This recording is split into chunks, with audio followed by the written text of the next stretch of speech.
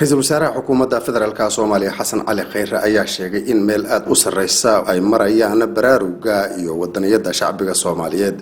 Ra'iisul Wasaaraha ayaa hadalkan ka jeediyay dib u firidda dhismaha xarunta wasaaradda shaqada iyo arrimaha bulshada oo horey ugu burburtay weerar lagu qaaday hase yeeshee lagu sameeyay dib u dhis casri ah.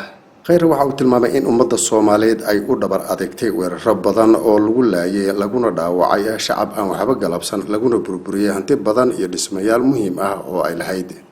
Waxa intaa ku daray in hadimooyinkaas ay ummaddu ka qaaday dhiiranaan iskaashi dib u dhis iyo in ay aad u xaqiiqsatay cidda dhibaataynaysa iyo ujeedooyinkeeda.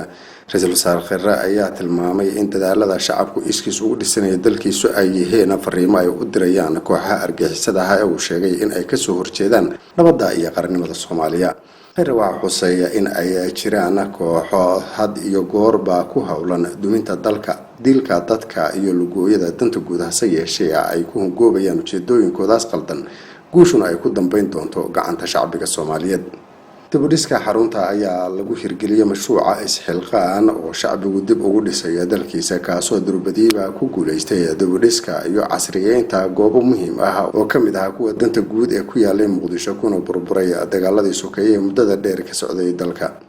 khilaaf indhawaalaba ka dhaxeeyay hogaamiyaasha sare ee Al-Shabaab ayay wararku sheegayaan inuu cirka isku sii shareeray oo marayo meel xasaasi ah. wararku waxay sheegayaan in arrimahaasi horinaya khilaafkaasi ay ugu weyn yihiin qabyaalada iyo dhaqaalaha soo gala kooxda oo la sheegay in qaarkood ay ku takriyeen dabadeedna la isku khilaafay sadbursi iyo ujeedooyinka dhinaca dhaqaalaha ee hogaamiyaasha qaarkood. khilaafka ayaa la sheegay in hogaamiyaha ugu sareeya Al-Shabaab uu shaqada ka eriyay laba ka mid ah saraakiisha ugu sareysa kooxda. wararku waxa ay kala sheegayaan in Bashiir iyo Maxamed Karate oo kamid ah saraakiisha ugu sareysa uguna saameynta badan Al-Shabaab ay ku horyimaadeen hogaanka sare kana gadoodeen qaabka uu u shaqeynayo Axmed Diiriye oo ah hogaamiyaha ugu sareeya Al-Shabaab. Bashiir iyo Karate ayaa waxay ku andacoonayaan in Axmed Diiriye ay isku qaabateen sida loo maareeyo dhaqaalaha soo gala kooxda. arrimahaas ayaa waxay dhaliyeen kacdoona waaweyn oo hogaaminayaan saraakiil sarsare oo ka tirsan kooxda kana dhan ah siyaasadda dhaqaale ee Axmed Diiriye oo ay sheegeen inuu ku saleysan yahay cadaalad darro, qabyaalad iyo musuqmaasuq. saraakiisha hogaaminaysa kacdoonka ayaa lagu soo warramay in ay durbadiiba dhiseen garab hubeysan oo ka soo horjeeda hogaanka Axmed Diiriye lana dagaalami doono kaasoo ay sheegeen inuu si cad uga hor imaan doono waxa ay ugu yeereen cadaalad darrada hogaamiyaha Al-Shabaab. saraakiisha daacadda u ah hogaamiye Axmed Diiriye ayaa iyaguna lagu soo warramayaa in ay abaabulayaan dagaalo tallaabo adag looga qaadayo kooxaha ka soo horjeeda maamulka hogaamiyahooda. wararka ka imaanaya degmada Jilib ee gobolka Jubbada Dhexe ayaa sheegaya in diyaaradaha Mareykanka ee duuliyaha uusan saarnayn ay magaaladaasi ku dileen Maxamuud Xaaji Salaad oo ahaa maamulaha shirkadda Hormuud ee degmadaasi. mas'uuliyiin ka tirsan shirkadda Hormuud ayaa sheegay in Maxamuud lagu dilay gudaha beer uu ku lahaa meel u dhow magaalada laguna dhiftay laba gantaal oo wada socda.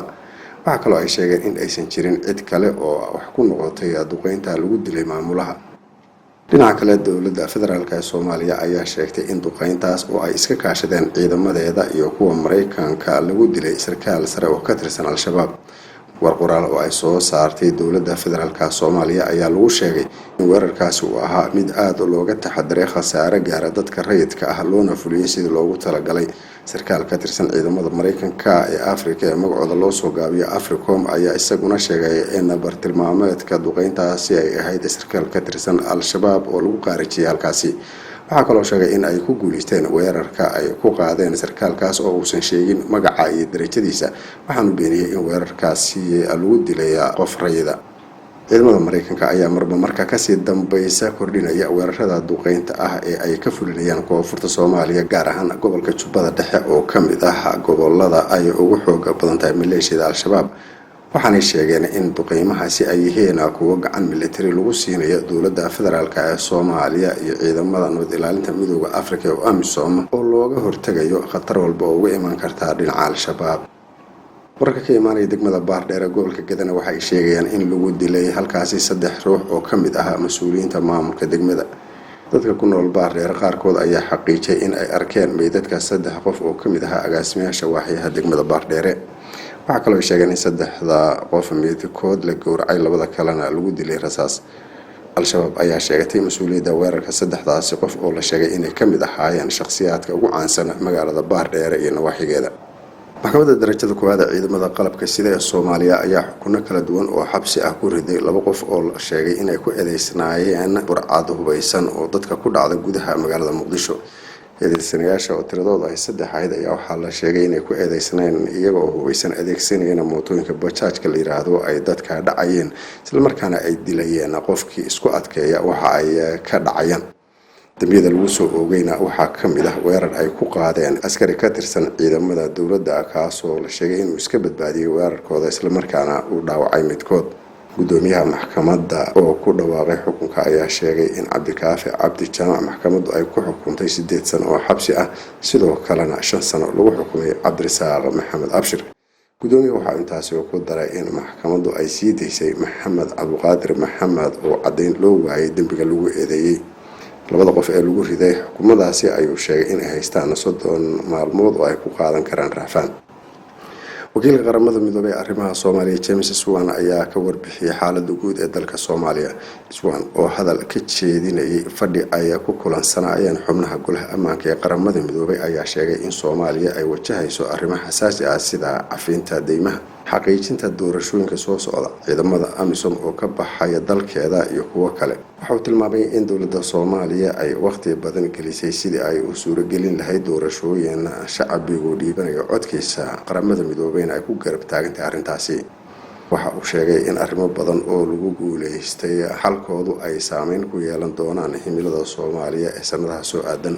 waxa iyagana uu ka hadlay arrimaha Galmudug iyo Jubbaland oo uu sheegay in loo baahan yahay in wada hadal lagu dhameeyo khilaafaadka ka jira.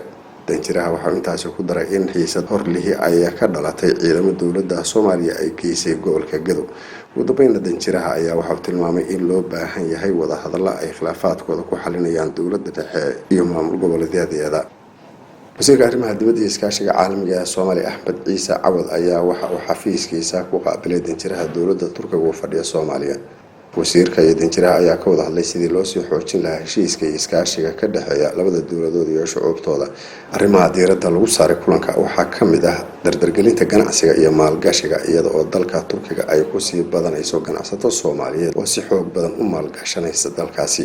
ganacsatadaas ayaa lagu soo waramayaa in ay u badan yihiin maalqabeennadii Soomaalida ahaa ee ganacsiyada xoogga badan ku lahaa dalka Kenya.